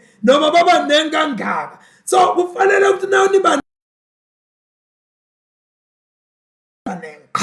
you become a target yesitha lana ke siyambona ukuthi Issachar bengasiye loqinile bengasiye lo strong and Issachar beka ngumuntu lebekathobekile athanda afundiseka kalula a-obedient uyabona kulesi isikhathi ngiyibuta ukuthi ingabe mina ngingakuphi la ngoba uyabona into engabe yangehlula nje bazalwane cha iyangehlula angete ngafeneta ngaloko lenkungehlulako kuyangehlula kanjani lana ke lona bekathobekile jana fundiseka and sitha sathola an opportunity khona lapho kaphela mangabe uthobekile ukuthi awusivuleni yini sitha indlela yokungena esitawugqilaza wena and ke into lebhlungu kwekuthi bekathi athobekile afundiseka abese uyavilapha wasawuthatha ubathi iqhila so uyasebenza iqhila leti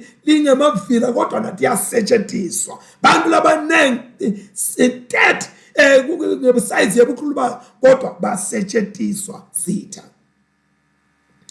so noma ngabe enjoya kubona ukuthi uyaqhuma indoti ihambela kahle kodwa you must be very careful the enemy might be behind you lapha siyathola ukuthi sitha sabe sesihlala etikwakhe sibeke imithwalo lematima ethikwamahlombe akhe ukuthi angaqali nje avuke ukahle atshone phansi kunebantu laba lesibathi ukuthi la lesive lesinemandla kodwa sitha sifike sabahlakatha sangelela khatha emndenini sabahliphitha kwabanjani sasesenta sure ukuthi abahlale khona lapho ngoba babahlangane bathoba ingodi embusweni nesitha balibala ukuthi khale singumndeni lomkhulu kodwa sivani singumndeni lomkhulu kodwa siyeqabana singumndeni lomkhulu kodwa sisitani singumndeni lomkhulu kodwa sijabula lapho ke sitha siqinekani khona lapho sesibona Dan a serpent by the way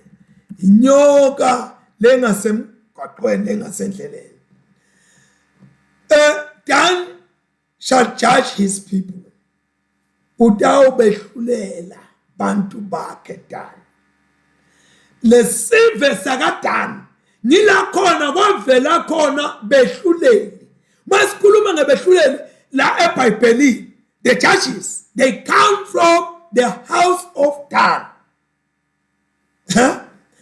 lendlu lena yakaDan niyo leyayisupplya noma leyayiletha noma leyayiniketa behluleli masifunda Judges chapter 13 verse 2 Samson bekavela endlini yakaDan chapter 13 Judges behluleli chapter 13 verse 2 Samson bekavela endlini yakabani yakaDan Dan shall be a serpent by the way la ngasemgwaqweni abe inyoka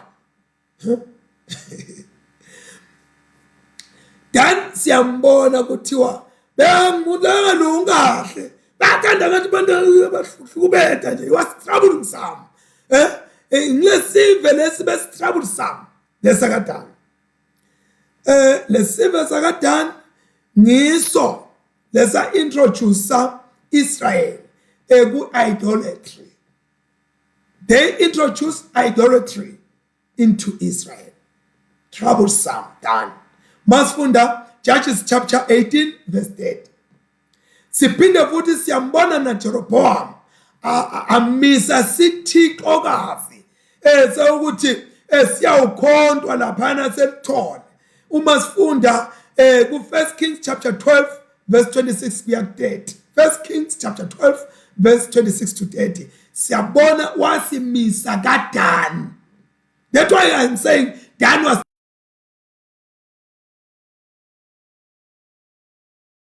and ekugcineni noma esikhathini lesilandelako masifunda laphana encwadini Amos chapter 8 verse 14 siyafunda ukuthi later Dan became a center of idol worship in Israel.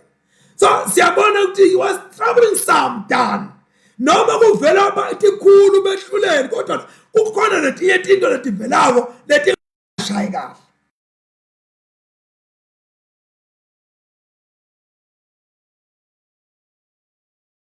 Ngilesivela kawuvela khona umphiki Kristu masifunda incwadi ya Daniel chapter 11 verse 37 na Jeremiah chapter 8 verse 16. Siyabona ukuthi Dan uyashiywa again. Uma ngabe kubalwa nasi sive saka Israel zing 144,000 in Revelation chapter 7 verse 5 to 8. Revelation Sambulo chapter 7 verse 8 verse 5 to 8 verse 5 to 8. Uyashiywa Dan la. Asesike sifunde ungajabi ngoba abantu babese bayajaga nje awusangisho nje uthoba anti labanye abathi ngaba ngilakuvela khona antichrist no man ungajabi noma ngithi is place of authority man ungajabi lalela lokhu siyakubona ku-Ezekiel kuyaqwaliseka kweqala kwekuthi kule millennium roll leyitawubitwa kule first call of the millennium roll the tribe of Dan ngiso sivele siyawubitwa kuqala mawufunda Ezekiel chapter 48 lokusho ukuthi ngalamanye amagama lana kusho ukuthi uNkulunkulu utawusihlenga sive sakaDan utawusihlenga. This is a very remarkable sign ukuthi uNkulunkulu utawusihlenga sive sakaDan. Ungacabanga ukuthi masingabitwa ngale kusho ukuthi sabe sesiyabhubha sase sibanjani uNkulunkulu wasihlenga remarkably.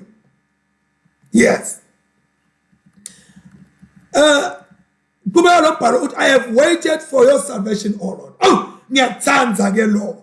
Kukhulunywa nguJakobe uthi ngiyimele ngilindzele isindiso yakho uNkulunkulu. Sakakhulumile akhuluma uthi sengilindele isindiso yakho ingathi uyavala so tongena kulokunye sithi awubona ukuthi kutawendekani la.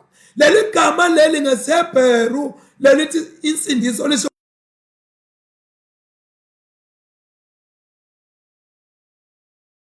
legama lelithi insindiso is Yeshua. Lesike bekusiprofeto leJakobe akhuluma ngaso angakafi kufa kwase kusondela sekuda kodwa wathi ngiyayimela ngiyayilindzela insindiso. So ke lo Jakobe lona ngabe bekati ngabe bekangathi kodwa nakathi ngilindela insindiso yakho bekathi ngilindela Jesu because salvation is Jesus. Yeshua is Jesus. Nguye lo insindiso. Ay maye yazi yaba yinhlelo into lephefumulwa nglobabe lona Jakobe emalangeni akhe egqina sekasondela ekuphetheni indlela yakhe ukhuluma emagama ekulindzela insindiso yaNkulunkulu. Bekungaba kuhle njani na bakithi bangcwele ukuthi singakafiki isikhathi sesekwendlule emhlabeni umuntu athi ngiyayilindzela ngiyayimela insindiso yakho yeNkulunkulu. Uma ngabe wambile iminyaka yakho yokuzulazula emhlabeni wegcineni wakhokha lamagama uthi ngiyayilindzela insindiso yakho Jehova.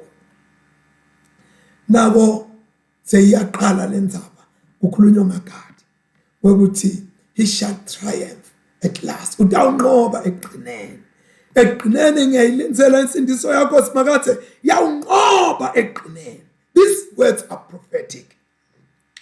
Lapha ke siyabona ukuthi lesive sakadani ngiso lesasiprovide noma sasiniketa emasotsha noma abantu bekulwa timpi kakhulu kulesive saka-Israyeli. Siyababona ukuthi lapha ku 1 Chronicles chapter 12 verse 14 ngibo le Davide basupplya Davide ngemasotsha ngilesive lesakakade. A trap shall trap upon him.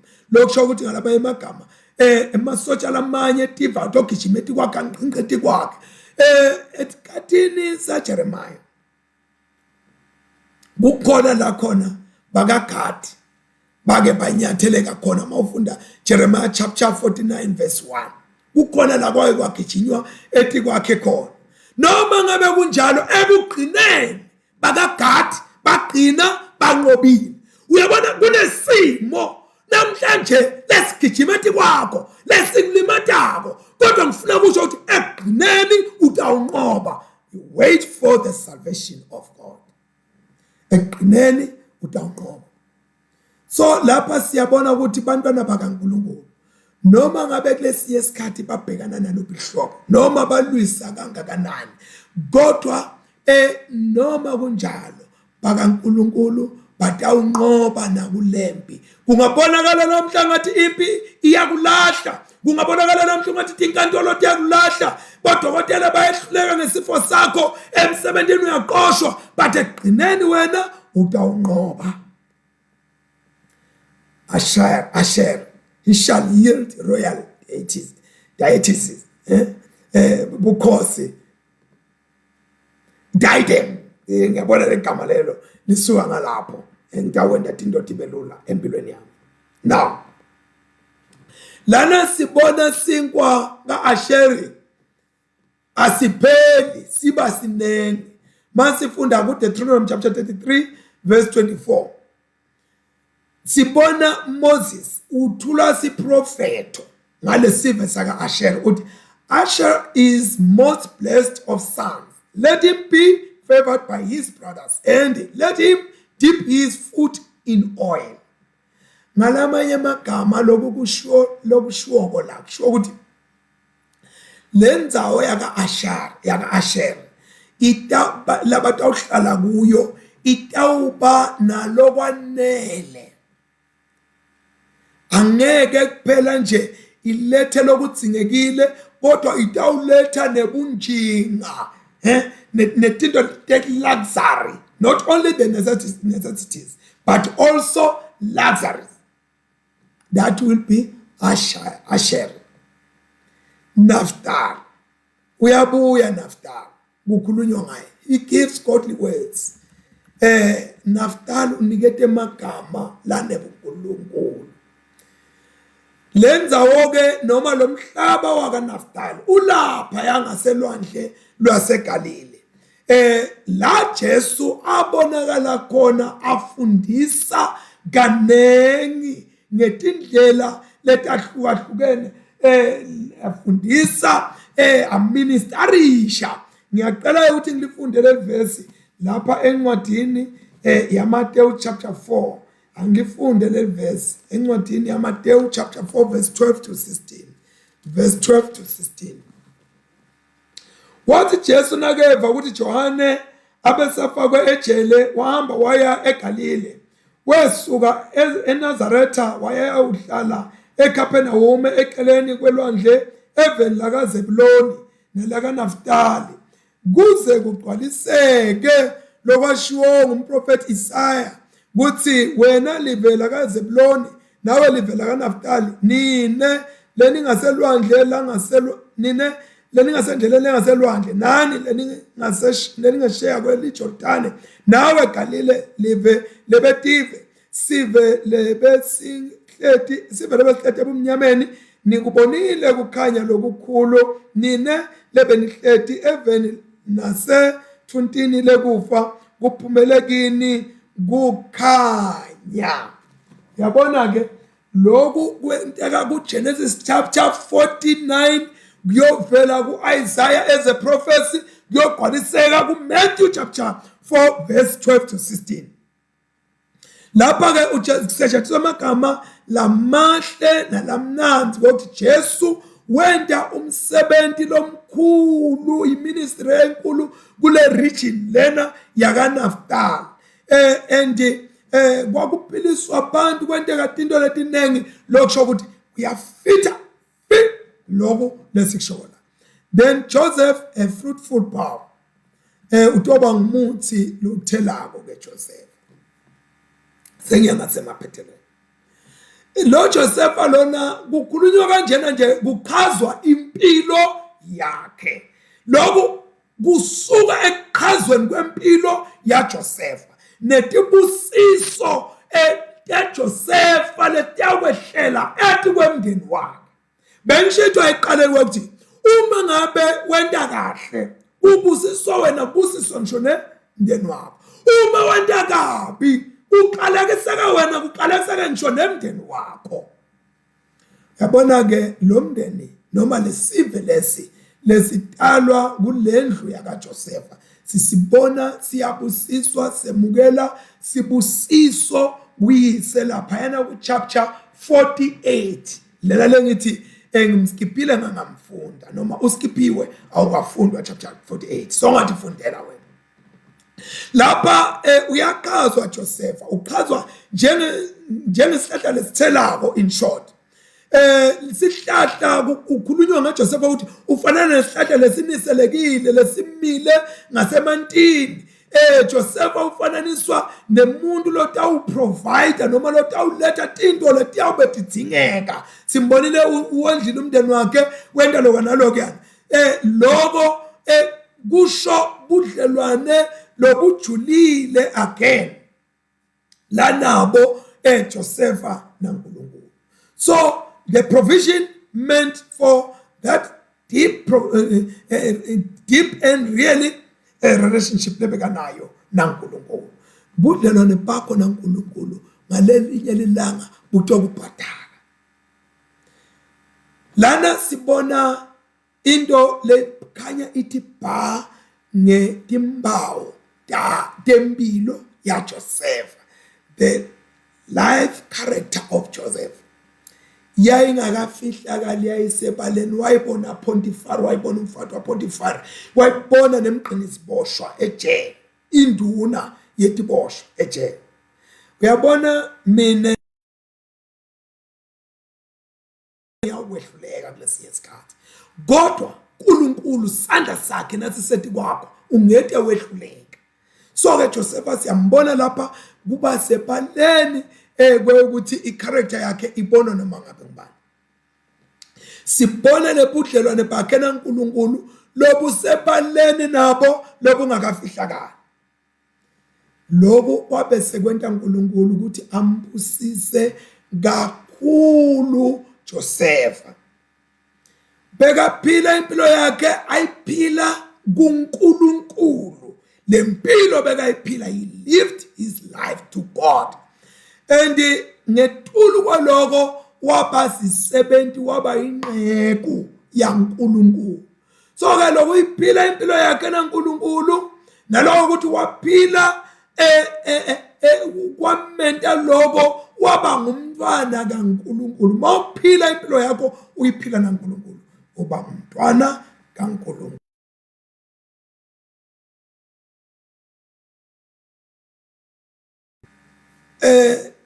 The archers have bitterly grieved him. Yabona tinento letenteke empilweni yaJoseph. Joseph uke waduthulwa ngemiqibisho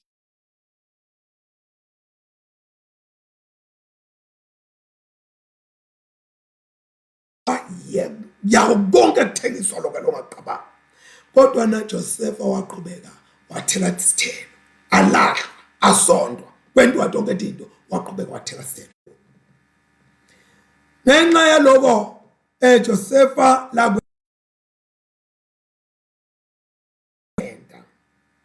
the arms of his hands were made strong by the Jacob. Sandla zaNkulunkulu sabala etwalezi sa Joseph. Lokubeka kwenta Josepha lesa nkulunkulu sandla sasibusisi noma ngabe yini. Lokusho ukuthi ngalamanye amagama uNkulunkulu uyasinika emandla nemakhono ekwenta umsebenzi sibe bompetha uma ngabe siphila impilo yakhe siphila sibantwana bakhe. uNkulunkulu uba khona empilweni yakho njengoba bekakhona na kuJakobe kuJosepha kuko konke Josepha lebeka kwenta noma Josepha bekathi uthi ukhona uNkulunkulu noma akathi kodwa uNkulunkulu beka khona kuko konke lebeka kwenta sandla saNkulunkulu sasinaye Josepha. The Almighty who will bless you ngemagama langa lakhulunywa nguJakobe endodzaneni yakhe leNjosepha ukuthi uNkulunkulu somandla lo uyakubusisa. Uyabona ke nakabusiswa wabusiswa ngisho nalomndeni wakhe the posterity of his family iyabusiswa kwaba umndeni njena lo wathi wako loqhamile umndeni lo wabonakala wenta udlala irole emathimo wabusiswa ngetinto letiphathekako wabusiswa nangetinto tibusiso takamoya wabusiswa nangesibusiso sekuba firstborn. Uyabona bayaqabanga Sathane ukuthi ifirstborn utabanga Rubeni wathi uNkulunkulu no yeda itani ngaRakhel beqabanga ukuthi itawuta ngaHagar no yeda ita ngaSara ngaqabanga ukuthi kuphuthile kwaNkulunkulu kuyeda. The blessings of your father have excelled the blessings of my ancestors. Lana Jakobe makakhuluma ngalendlela lena ukhuluma ngoba yakhe impilo ayikabi impilo lengathi yaba ngetulu kwale yabo gogo wakhe noma yabo baba wakhe kwaba impilo yokukhwabanisa kodwa la uJoseph asiyiboni impilo yokukhwabanisa sibona impilo lephilwa ngebuNkulunkulu kusukela eqaleni kuze kube seqinene. Sibona Josepha etintweni letimbi naletimatima letendeke empilweni yakhe uyaqolela kakhulu woniwe kakhulu. Kubuya Luke chapter 7 verse 47 uthi Jesu lowo ubhekane etono letinengi lone kakhulu uqolelwa kakhulu waqolelwa ke kakhulu Josepha kulesigaba lesi waphinde wathanda kakhulu. The mighty God of Jacob lawa ngemagama ke Jakobe lebese kawabhekisa endodaneni yakhe Joseph. Sibona 5 wema titles ankulunkulu labhekiswa lapha kuJakobe kuJosepha endike eta alethwa nguJakobe seka understand seka qonda ukuthi ungubani uNkulunkulu umbone kuphi kuJosepha uthi lo uNkulunkulu lona is the mighty God of Jacob uNkulunkulu lona emandla waJakobe ukhumbula ngesikhathi babambana ehlulekiswa Israel waso is the mighty God of Jacob. Number 2 uthi lo uNkulunkulu lona ungumelusi wenteni umbonile emelusile wabona elusa na Josepha sekathi ufile wawabonana naye. Number 2 uthi uNkulunkulu lona ulidwala la Israel uyabona uthi lo uNkulunkulu lona akanyakatiswa umile la ebekhona. Number 4 uthi lo uNkulunkulu lona ungubabe uNkulunkulu wabobabe God of your father uNkulunkulu weyihlo. Number 5 uthi uNkulunkulu lo ngusomandla the Almighty. So lapha siyambona Jakobe abheka lama titles aNkulunkulu akasambeki njengaNkulunkulu waAbrahama noma njengaNkulunkulu lokwesaba waIsaka Isaac kodwa nyalo sone ma titles kunesimo lokufuna endluliswe kuso wena utoba ne-revelation ukuthi ungubani uNkulunkulu empilweni yakho. uNkulunkulu makakwendlulisa kulesimo ukwendlulisela ukuthi kulesinye isikhathi ube ne-revelation. Nyalo bese kamathi uNkulunkulu siqu sakhe ukuthi ungubani uNkulunkulu. uNkulunkulu ufuna wena umathi kwathi ungubani. Uyeke lo mpathi uNkulunkulu wabozibani umathi kaNkulunkulu wakho. Benjamin, a ravenous wolf. Lana lamagama labhekiswa ukuthi Benjamin. Benjamin ubonakala alibhubesi noma impisi noma silwane lesisabekako lesinemandla lesi bonakala angiloko Benjamin. Asesike sibukeke ukuthi bobani labakutshengisako lokho empilweni ya Benjamin esandweni la Benjamin. Uthi uyawihla impango yakhe lo Benjamin. Lana sikubona lokhu kuyativeta lapha masibuka Ehudi ku Judges chapter 3 verse 15 to 23. Judges chapter 3 verse 15 to 23. Sikubona ku Ehudi. Number 2, sikubona ku Saul, King Saul. 1 Samuel chapter 9 verse 1. Again chapter 14 verse 47 to 52. Still 1 Samuel chapter 9 verse 1. Now chapter 14 verse 47 to 52. Excuse me. Siphinde sikubona uPaula beka wendlu yaka Benjamin.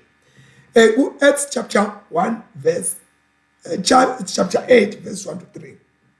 Imisebenzi yabaPostoli sahluko 8 verse 1 kuya 3.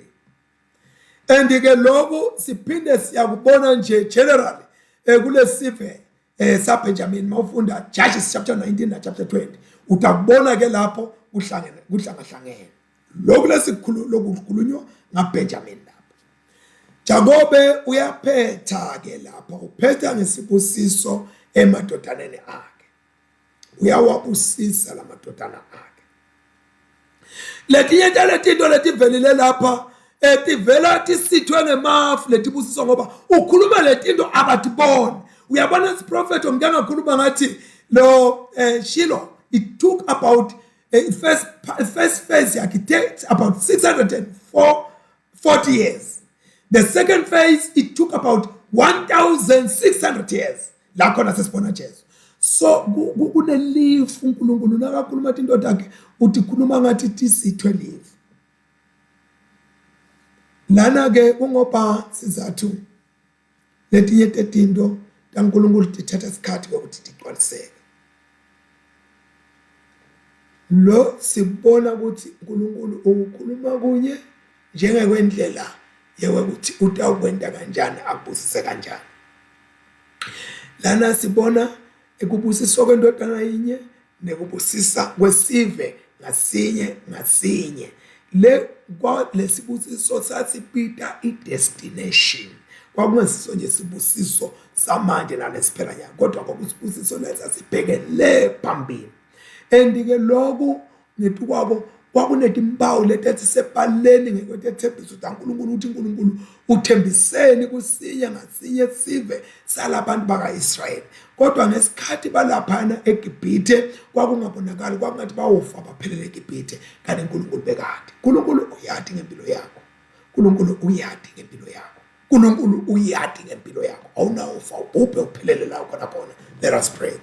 God Almighty, our Heavenly Father, once again, dear Lord, we thank you, we glorify your name. You alone are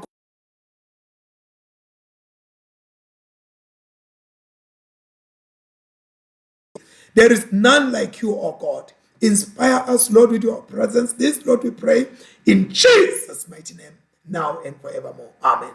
Please do pass this on your YouTube, on your Facebook. Baneng labadao sitakala. Sitalabay.